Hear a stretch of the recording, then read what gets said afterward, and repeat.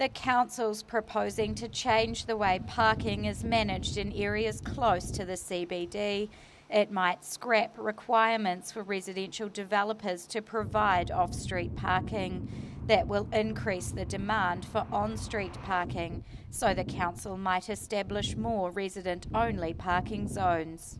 In some of these inner-city residential streets, which we know are quite popular for commuters in terms of parking, there may be fewer spaces for commuters to use over time. Planners have mapped the affected areas. They include places like City Rise and residential zones around the university campus and hospital.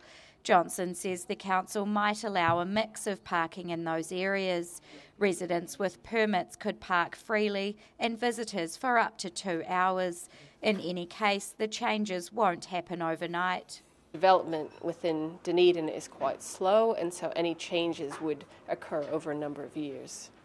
And the council's looking at ways it can compensate for reduced commuter parking. We do know there are some parts of the city where we may need to provide some more parking facilities. The council's also considering whether to reduce the minimum size of residential properties in some parts of town. That's to address demand for smaller houses and apartments. Dunedin has an ageing population and many elderly residents want compact sections.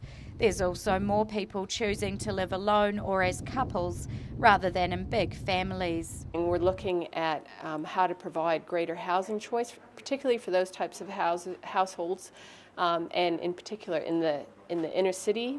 Online surveys are running until the end of next week, enough time for people interested in Dunedin's parking and housing to have their say. Rosie Mannins, 39 Dunedin News.